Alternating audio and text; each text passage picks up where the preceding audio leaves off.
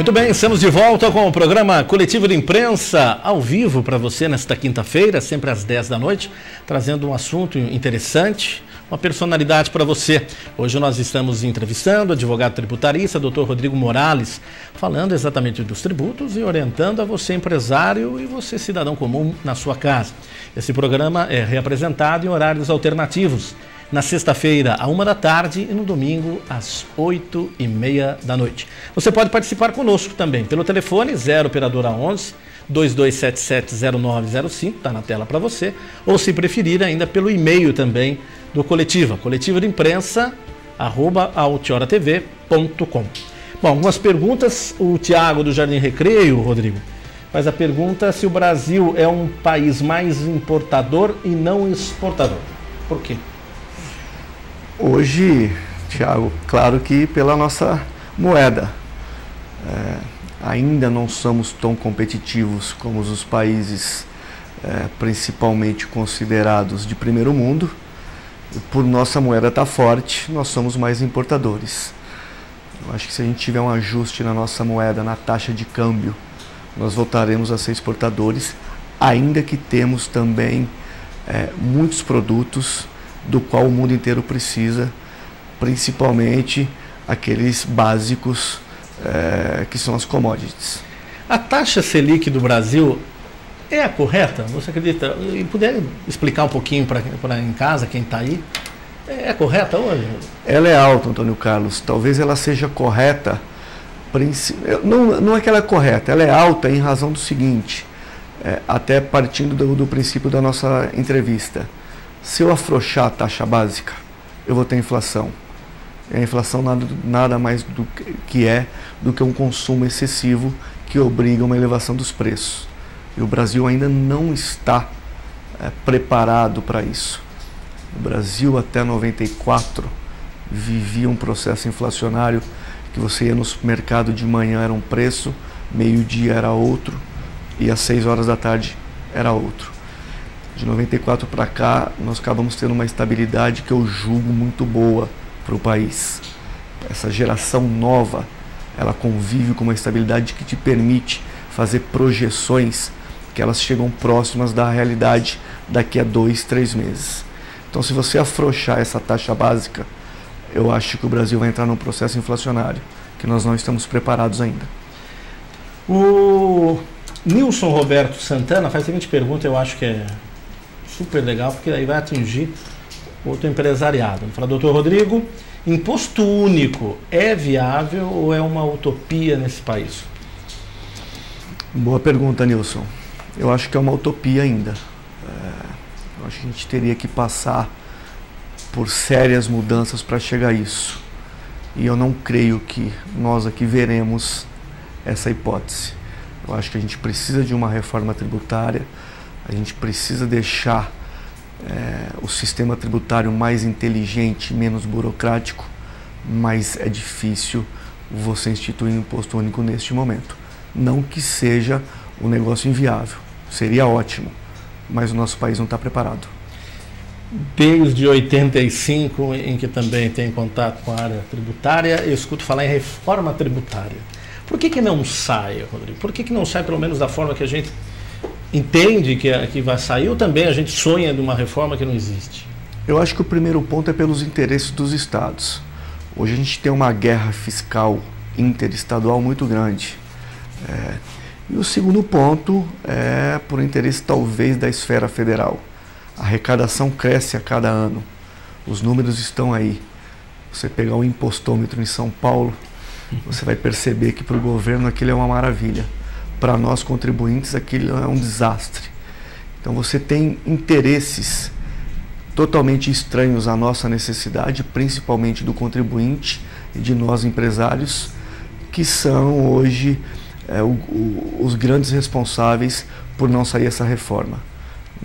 Ainda também nós temos um país que ele é muito grande e há também uma desigualdade que eu considero tecnológica, intelectual, que não nos permite ter o mesmo imposto em São Paulo, em algum outro estado da federação, porque eles vão ser prejudicados.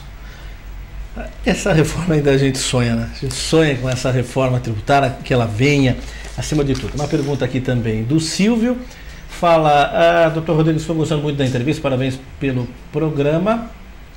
Eu gostaria de saber que estou querendo abrir uma empresa, mesmo que seja pequena, mas me preocupo com os impostos. Há uma forma de, antes que abri-la, eu possa usar do planejamento tributário? Claro, Silvio, boa noite.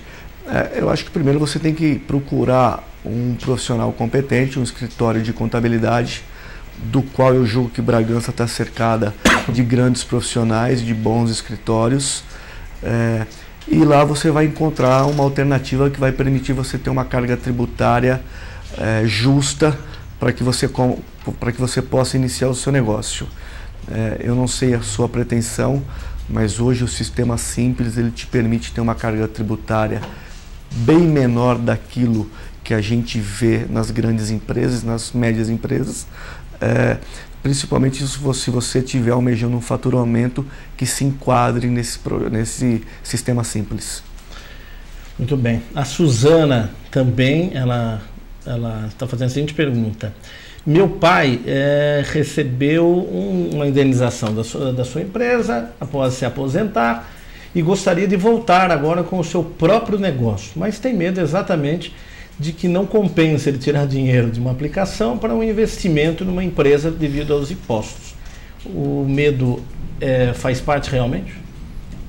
Eu entendo que sim, eu acho que é cultura de brasileiro. Se a gente tiver certeza de que o negócio vai ser bom, a gente coloca. Se a gente tiver dúvida, a gente segura. Agora, tudo tem que ser planejado, tudo tem que ser estudado. E hoje você tem mecanismos, até instituições públicas, como órgãos que te permitem você fazer um estudo para ver se aquilo que você pretende é viável ou não, quanto que você colocaria para ter o seu negócio funcionando e qual a expectativa de rentabilidade. Então você deveria fazer um estudo antes de fazer qualquer investimento. Rodrigo, você tem uma experiência não só no Brasil, como também fora de algumas empresas. O brasileiro tem uma mania de abrir negócio e já se dar bem, querer o seu lucro, em poucos meses já. Fora do Brasil, a gente sabe, algumas empresas, e você melhor do que eu, que levam anos para ele falar, meu negócio está dando certo. Por que o brasileiro ainda não entendeu que demanda um tempo para que as coisas se encaminhem? Eu acho que porque nós somos imediatistas também de cultura, Antônio Carlos. Nós sempre queremos um resultado muito rápido, principalmente quando envolve dinheiro, quando envolve investimento. Eu acho que essa cultura tem mudado.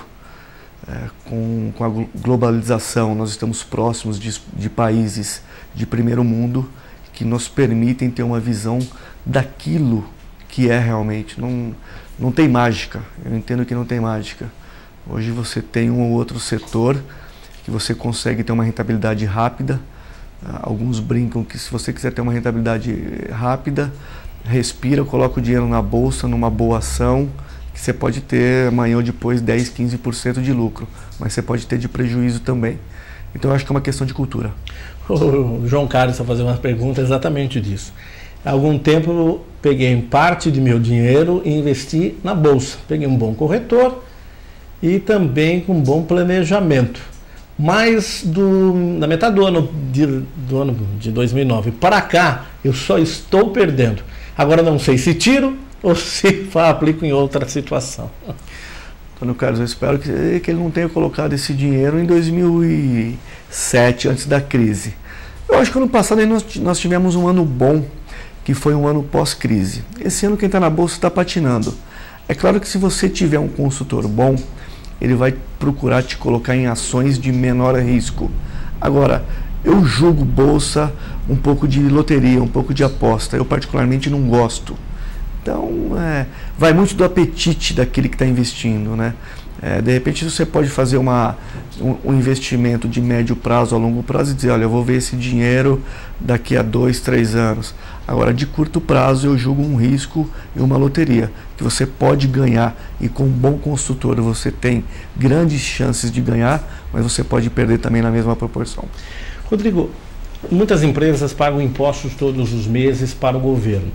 Existe uma forma que a empresa possa dar benefícios aos seus funcionários e conseguir abater isso do imposto que paga para o governo? Olha, hoje a gente tem a participação de lucros e resultados. Isso daí é um mecanismo instituído que, primeiro, você incentiva o trabalhador e, segundo, isso pode ser proveitoso para a empresa porque ela abate isso do seu lucro tributável, entendeu? E tudo que você incentivar a produção aos seus funcionários, ainda que você não tenha um retorno tributário, você vai ter um retorno de competitividade, de produção. Se puder estar atrelado a uma economia tributária, você ganha duas vezes, na minha opinião. E facilitava, né? Porque daí as próprias, né, as pessoas que trabalham também ficariam... Eles se sentem totalmente motivados, incentivados a produzir cada vez mais, como eu disse, e a te trazer mais resultados. Vamos aqui, a pergunta, vamos aqui. Bom, tá aqui. A Regina Alfa está fazendo a seguinte pergunta. Rodrigo, existe hoje, ela fala assim, eu sei que não existe uma fórmula perfeita e nem uma condição de se afirmar nada, mas qual o segmento que daria mais sucesso hoje para se abrir uma empresa? É muito abrangente, não?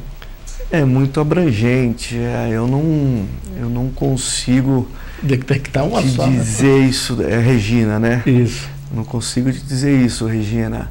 Eu acho que a área de prestação de serviço, de uma maneira geral, ela ainda tem uma demanda muito grande e ela tem um campo muito grande para você ingressar e ter uma rentabilidade.